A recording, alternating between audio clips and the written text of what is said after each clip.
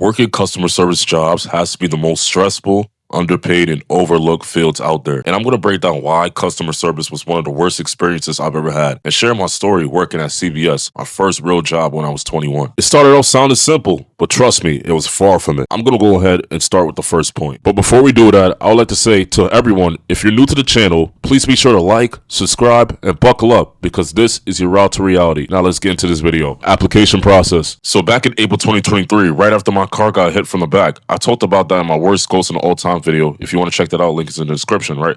I was going through a rough patch trying to get money to fix the damages to my car. My friend suggested that we work at CVS. He told me the job was easy, cashier work, basic stuff. So I said, cool. I filled out the online application, took the little job assessment, which is honestly complete bullshit, and waited to hear back. But here's the thing, even though the site said they were hiring, most of the stores weren't. We went from store to store, and the managers kept saying, we're not hiring. So I found that a little deceptive. It reminds me of Indeed's similar practices.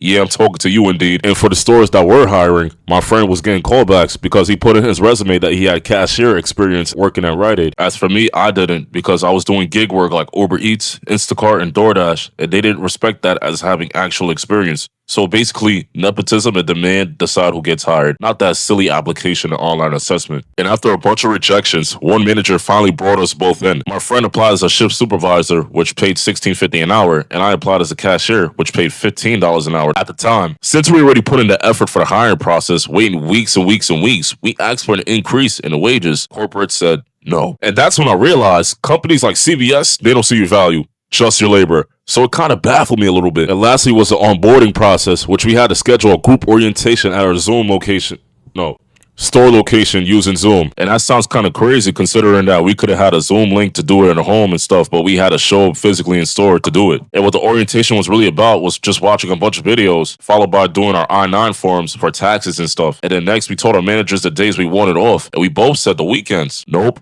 Didn't happen. I was pissed off by it because the gig app set the bar so high for me in terms of flexibility. I wasn't willing to work on the weekends for a little pay, so it just didn't make sense. But I stuck with it. So by early May, we were officially on the floor. So let's go on to the next point. Lack of respect. Ah, yes. Now let's talk about respect. Or better yet, the lack of it. The customers, man, mostly boomers complaining about their coupons not scanning or their extra care card not working. I'm going to give you guys a POV of this in a nutshell. Please scan it now. Get somebody get the manager. Miss, I'm right here. Oh, no, you're just a cashier. I just want the manager. The manager will be back with me soon. He's just facing items right now, doing overstocks. If you don't bring the manager right now, I'll leave a bear with you based on the receipt because you didn't check me out after all this is settled. So you better bring the manager right now. I'm not gonna hold you. I don't know what you was saying when you was yapping, but fuck. Oh, damn, he really blacked out. Now, where were we? Besides the boomers, you got the Karens leaving bad reviews because the system didn't apply their expired coupon as if I built the register. You tried to explain politely, but they don't listen. So now I'm either calling my friend or manager mid-shift just to back me up. And when they return items, it's another story. I'm not gonna lie. They're gonna act the same way if some of the items are returnable. That's just that. And let me tell you, these customers are fake. They'll smile at you one day, then flip on you the next. I can recall my last day working there, and there was always this one blonde lady that would greet us with a big smile. Until one night, she came right before closing, saw the new price tags we were putting up early because my friend decided to go the extra mile and prepare for the following Sunday, and she was cursing me out because the sale didn't work yet. I was literally scanning the items, price checking, explaining to her the register won't acknowledge the sale, and she said, Wait, stop that fucking shit. You're doing it again. And asked bro to come to the register. Like, bitch!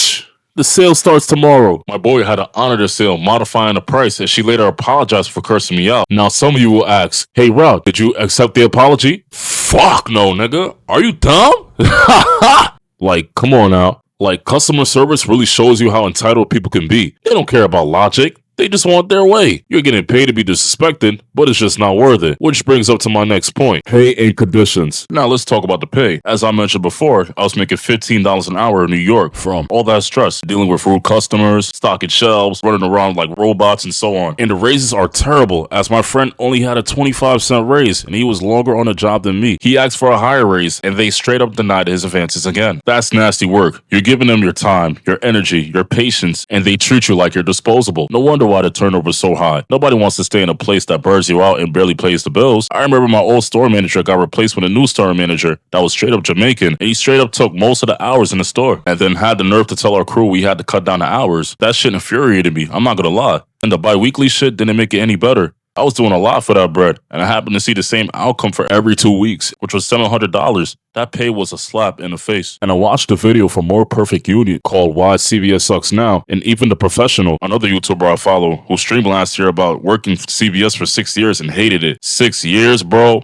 Yo, I barely lasted 4 months. What those two YouTubers stated in their videos is basically true. It's far more than just customer service. It's the expectations. You're doing 4 different jobs: cashier, stocker, janitor, therapist, and getting paid like it's all one. I remember having to face the items to the front of the shelf so it'd be visible to the customers who tumbled the shit down in the first place. And if the customers don't want the item, then you have to put it in the throwbacks cart, CVS lingo for placing the items back in the respective aisles. And there will be some items where you scan it through the zebra phone and it doesn't show the exact location. It frustrated me badly to the point I just didn't want to bother, and I had to let the manager deal with that bullshit because I didn't have time. They give you a lot on your plate, which needs to be reevaluated since it requires a 4-man job at most. But no, corporate is going to try and save money like some cheapskates. And then you have truck day, which is a weekly shipment of items that you have to restock within its respective spot. I used to hate truck day because I had to go deep in the aisles, yet I had to watch the front and assist customers out with their items. Now some of you will ask, why did you have to watch the front when they have self-checkout? I got you with that answer right now. So some of these customers rather have me check out the items because 9 times out of 10, they're old, like baby boomers, and every time they dip the coupons in the coupon box, the shit won't read it. Popped in the machine to say, please wait. Help is on the way. When I tell you I hated hearing that line with a passion, I really hated hearing that line with a passion. Then there were the thieves stealing in the aisle. I didn't do nothing, obviously, to stop them because it wasn't worth the risk. As a cashier, please, it's more strain on you because you have to be running around multitasking, which is simply impossible, and then you have to watch the fucking merchandise. Come on, just let's be real. This is where the janitorial role comes in, right? You have to take out garbage at the end of your closing shift, which is shaky because some customers coming in will take advantage to steal. And for truck day, you have to pile up the totes on a hand truck and place them next to the dumpster so the truckers could pick it up for the following week. And then after you got that settled, you got the customers wanting to talk to you about the life stories and stuff, and you might be drained and tired and already thinking about going home. I remember coming to work tired as fuck, running on 3 hours of sleep. The store was dead empty, and this old lady wanted to do a lot of returns for makeup. I knew I was cooked from that moment, and she picked up more makeup items, which was frying my head even more. It came to a point where I felt like I was going to catch a panic attack from her blabbing her mouth, and I wanted to say, shut up,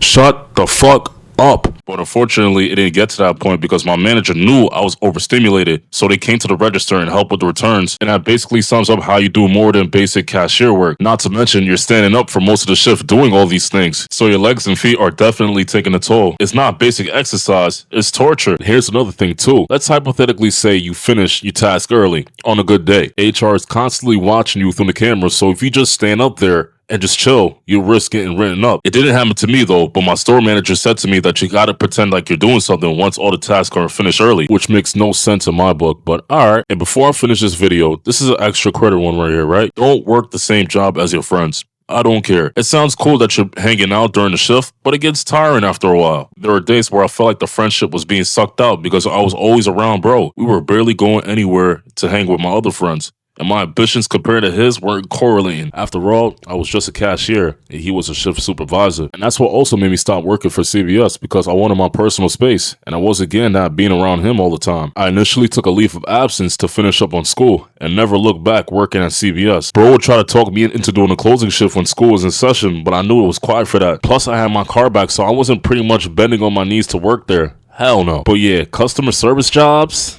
retail, stay away from them. And if you're in them, run as fast as you can. And that's your route to reality. If you found this video helpful and entertaining, please give a like, subscribe, and share your worst experience working in customer service or retail. Thanks for watching, and stay sharp.